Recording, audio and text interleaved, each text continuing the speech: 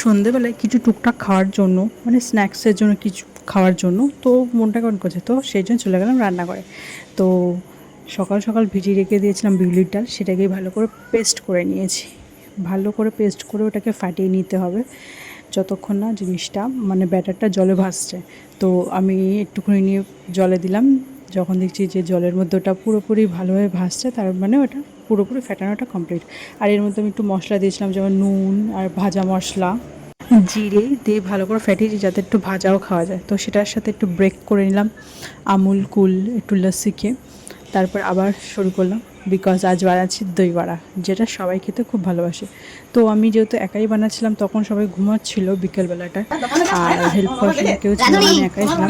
তো সেই জন্য টুকটাক করে ক্লিপস নিলাম যতটা পেরেছি।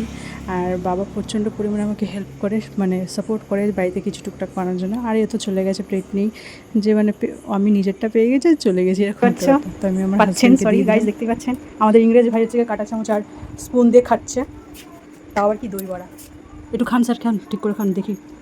ও, যেহেতু খাবার দাবার আমার বানাতে খুব ভালো লাগে, তো সবাইকে খাওয়াতেও ভালো লাগে, তো সেই জন্য সবার জন্য প্লেটিং করে সবাইকে দিয়ে লাস্টে আমি আমার জন্য খেয়েছি। তো আমার বস ততক্ষণ আমার জন্য ওয়েট করেছিল, তো সে ফার্স্ট আমাকে এক বাইট দিল, তারপর একটা সে খেলো।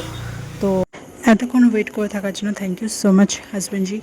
তো গাইস, এই সবাইকে দিয়ে আমি বাটির মধ্যে সাজিয়ে নিয়েছি, তোমরা বুঝতে পারবে না, বাট ফার্স্ট টাইম বানিয়েছি, সবার কাছে রিভিউ খুব খুব খুব ভালো পেলাম। রেসিপিটা যদি তোমাদের চাই তো অবশ্যই কমেন্ট করো, আমি তোমাদেরকে শেয়ার করে দেবো। আর ভিডিওটা ভালো লাগলে সাবস্ক্রাইব করো, আমার চ্যানেলের পাশে থাকো। Thank you so much.